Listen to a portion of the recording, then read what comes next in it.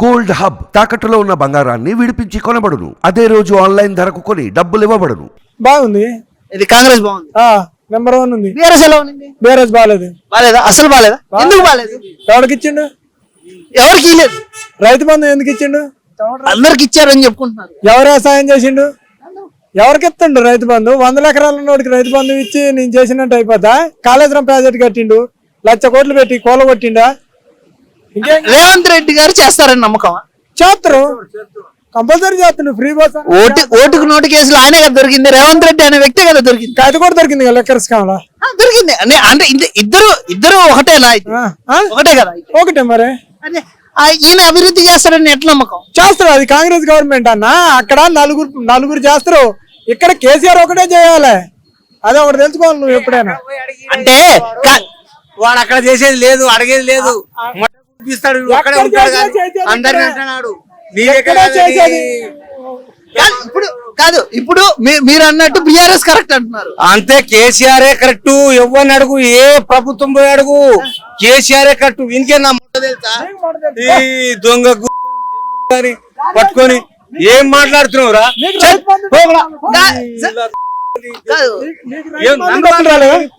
అంతా హైదరాబాద్ మొత్తం అడుగురా, ఎవరు మంచిగా చేస్తున్నారు? ఇప్పుడు బీఆర్ఎస్ చేయండి, కాంగ్రెస్ చేసేదేంటి? ఏం చేసింది? ఏం చేయలేదు.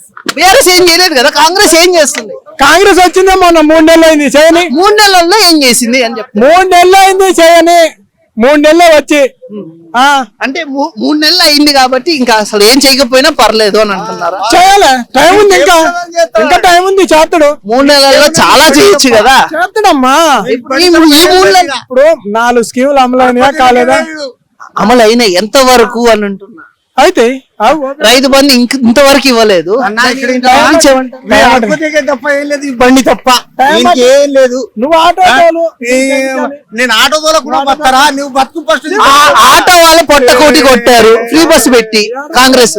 ఎందుకు వాళ్ళే కదా ఫ్రీ బస్ పెట్టి వాళ్ళకు కూడా సంవత్సరానికి గొడవ కాదు సంవత్సరానికి కదా. ఒక రోజు ఎంత సంపాదిస్తున్నావు? ఒకవేళ బీఆర్ఎస్ ప్రభుత్వం కొట్టినట్టే కదా.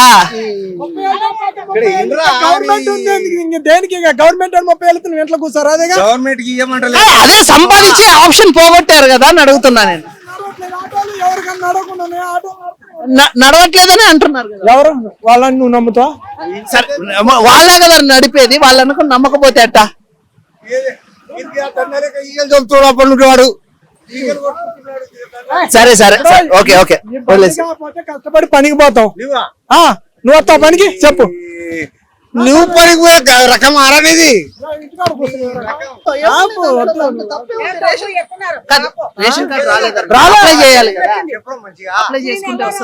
అప్లై చేసినాం కదా, 4 తమ్ములు చేసిన.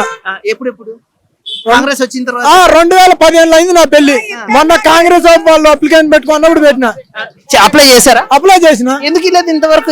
ఎన్ని సంవత్సరాల నుంచి ఉన్నారు హైదరాబాద్ లో? ఎన్ని సంవత్సరాల నుంచి ఉన్నారు? 2 సంవత్సరాల నుంచి ఉన్నా. అంటే బీఆర్ఎస్ ప్రభుత్వం ఉన్నప్పుడు కూడా అప్లై చేసిన. అప్పుడు రాలేదు ఇంతవరకు. ఇప్పుడు ఇస్తున్నారు. రాలేదు కానీ టైం పట్టింది అంతే.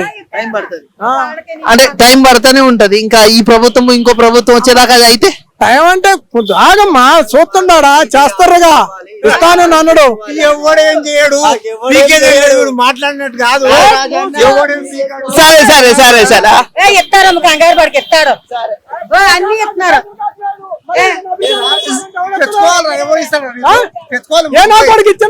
అప్లై చేసుకొని తెచ్చుకోవాలి.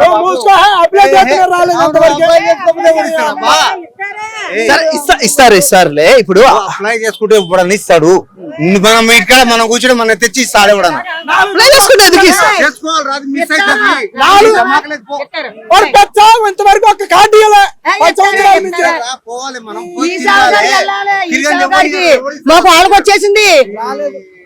సరే థ్యాంక్ యూ అన్న. నడవలేదు, లాస్ వచ్చింది.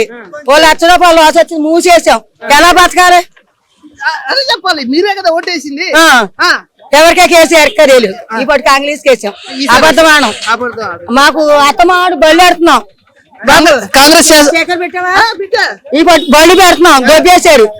మీకు వ్యాపారం చేసుకోండి, మీరు మీరు బళ్ళు పెట్టుకోండి, అమ్ముకోండి అన్నారు కేసీఆర్. మా బళ్ళు అన్ని పట్టిపోయారు.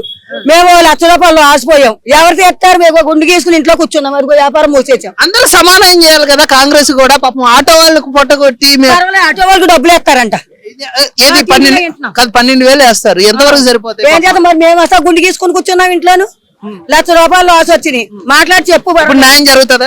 న్యాయం జరగాలని మేము మూసేసాం. జరుగుతుందా?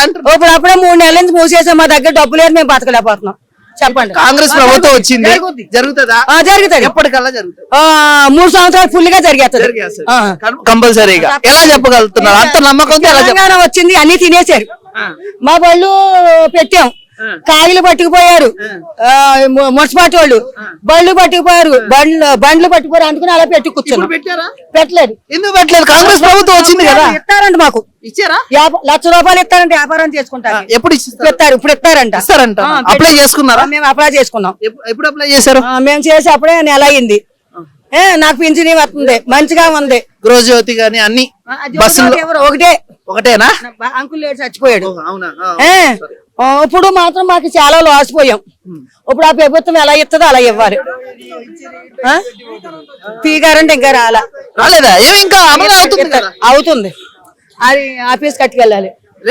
రేషన్ కార్డు ఇక్కడదే ఉందా లేకపోతే? 20 ఏళ్ళు అయింది వచ్చి. మమ్మల్ని చాలా లాస్ పెట్టారు. బొళ్ళన్నీ పట్టిపోయారు, కాయలన్నీ పట్టిపోయారు, కత్తులన్నీ పట్టిపోయారు. బీఆర్ఎస్ ప్రభుత్వం అలా చేసింది. కాంగ్రెస్ ప్రభుత్వం మాకు ఇప్పుడు వచ్చాక మంచిగా మమ్మల్ని కట్టబడండి, అమ్ముకోయండి. బాగా మంచిగా చెప్పారు నాకు. బాబు సరే, థ్యాంక్ యూ అమ్మా. థ్యాంక్స్. కాంగ్రెస్ వచ్చి 3 నెలలు అవుతుంది దాదాపు. ఎలా ఉంది పాలన? Okay, not bad, good. BRS కన్నా బాగుందా? బీఆర్ఎస్ కంటే చాలా బెటర్ ఉంది. చాలా మంది ఐటీకి కేటీఆర్ కరెక్ట్ అని అంటున్నారు. ఐటీకి కేటీఆర్ కరెక్ట్ అని అంటే ఇప్పుడు ఐటీ తీసుకురాలేదు కదా, కేటీఆర్ తీసుకురాలేదు కదా. ఐటీ అని అంటే ఇట్స్ ద కలెక్షన్ ఆఫ్ చాలా మెంబర్స్ ఉంటారు దాంట్లో. సబ్జెక్ట్ ఉన్న వాళ్ళు ఓన్లీ కేటీఆర్ వల్లనే ఐటీ వచ్చిందంటే దట్స్ నాట్ కరెక్ట్ థింగ్. ఎందుకంటే ఎలక్షన్ లో ఓడిపోయినప్పుడు బీఆర్ఎస్ ఓడిపోయినప్పుడు వీ మిస్ యూ కేటీఆర్ అని #, చాలా ట్రెండింగ్ లోకి వచ్చింది ట్విట్టర్ లో. ఎంత ప్రేమ లేకపోతే అంత ట్రెండింగ్ చేస్తారు. తెలంగాణ అంటే ఓన్లీ ఐటీ పీపుల్ కాదు కదా బ్రో. అగ్రికల్చర్ ఉంటారు, నార్మల్ స్టూడెంట్స్ ఉంటారు, బీటెక్ స్టూడెంట్స్ ఉంటారు, డిగ్రీ. కాంగ్రెస్ ప్రభుత్వంలో ఐటీ కూడా డెవలప్ అవుతారా? 100% ప్యారలల్ గా డెవలప్మెంట్ ఉంటుంది. ఓన్లీ ఐటీ మీదనే కాన్సన్ట్రేషన్ చేస్తే స్టేట్ ఎప్పుడు డెవలప్ కాదు. అన్ని అర్బన్ డెవలప్మెంట్ ఉండాలి, రూరల్ డెవలప్మెంట్ ఉండాలి. కాకపోతే మన దగ్గర కేటీఆర్ అనే ఆయన ఇక మొత్తం ఐటీ మీద కాన్సన్ట్రేషన్ చేశాడు కాబట్టి రూరల్ లో బాగా నెగిటివిటీ వచ్చింది అంతే. ఈసారి కాంగ్రెస్ గెలవడానికి కూడా మెయిన్ రీజన్ అదే.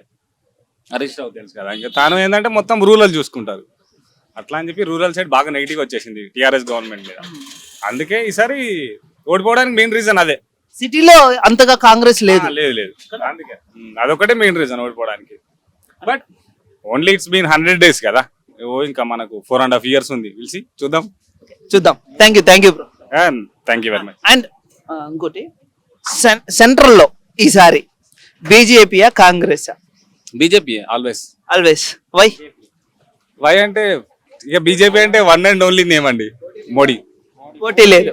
మా జనరేషన్ లో మేము చూస్తుంది అని అంటే బీజేపీ గవర్నమెంట్ కదా. There is no competition for BJP. Next నాకు తెలిసి ఒక 20-30 years వరకు. ఎందుకు ఇక్కడ కాంగ్రెస్, తెలంగాణలో కాంగ్రెస్ ఓకే, సెంట్రల్ లో కాంగ్రెస్ నాట్ ఓకే? వై అంటే మనకు based on situations, based on infrastructure మనం డెసిజన్ తీసుకోవాలి ఎప్పుడు కానీ. సెంట్రల్ లో కాంగ్రెస్ ఉంది అని చెప్పి స్టేట్ లో కాంగ్రెస్ అన్నది కదా. స్టేట్ వైజ్ చూసుకుంటే మాత్రం బీజేపీ ఇస్ అల్టిమేట్ థింగ్ అండి. ఎందుకంటే నేను లాస్ట్ చూస్తున్నాను కదా, నాకు పాలిటిక్స్ నుంచి అవగాహన తెలిసినప్పటి నుంచి నరేంద్ర మోడీ డెసిజన్స్ ఎవరు తీసుకోలేనిది. ఇప్పటి వరకు మనం చూసిన Article 370 కానీ ఇంకా ఉన్నాయి కదా, కాశ్మీర్ రిలేటెడ్ ఇష్యూ కానీ, కాంగ్రెస్ ఉంటే వాళ్ళు చేయకపోదురేమో అనుకున్నాను అంతే. ఇంకో ఆప్షన్ అయితే లేదు బీజేపీకి పోటీగా. పాలిటిక్స్ అని జనాలు ఏం పిచ్చోళ్ళు కాదు. క్యాస్ట్ అని కూడా కాదు, రిలీజియన్ పాలిటిక్స్ అని చాలా మంది కూడా జనాలు ఏం పిచ్చోళ్ళు కాదు భయ్య. ఓన్లీ రిలీజియన్ వేస్తే ఇక నరేంద్ర మోడీ గెలవలే. ఎందుకంటే మనకు ఉత్తరప్రదేశ్ లో మోస్ట్ ఆఫ్ ది పీపుల్ ముస్లిమ్సే ఉంటారు. ఆయన యోగి గెలుస్తలేడా అట్లా అనుకుంటారు. కానీ రిలీజియన్, క్యాస్ట్ పాలిటిక్స్ ఇవన్నీ వేస్ట్. జనాలు ఎట్లా అంటే వెల్ టాలెంటెడ్ ఉంటారు. వాళ్ళు ఆ టైంలో ఎవరికి వేయాలనిపిస్తే వాళ్ళకి వేయడమే అంతే. అంటే చాలా మంది అనుకునేది ఏంటంటే ప్రస్తుతం మళ్ళీ మోడీ వస్తే ఇంక వేరే కమ్యూనిటీ వాళ్ళని బతికిచ్చే సమస్య లేదు, అంటే తొక్కేస్తారు అనే ఒక ఒపీనియన్ లో ఉన్నారు చాలా మంది. దాని మీద మీరు ఏమంటారు? మోడీ వల్ల ఏ కమ్యూనిటీకి లాస్ అయిందో నాకు తెలిస్తే అది చెప్పొచ్చు answer. Or another religion also, like మిగతావి హిందువులు కాకుండా. అట్లేం లేదు బ్రో. ఇప్పుడు ఏ ప్లేసెస్ లో కూడా మోడీ వచ్చిండే అని చెప్పి ముస్లిమ్స్ లకి ఏం మీద పడి కొడతలేరు కదా. అందరికి ఫ్రీడమ్ ఉంది, ఎక్కడ ఏం డిస్టర్బెన్స్ అయితే ఏం లేదు.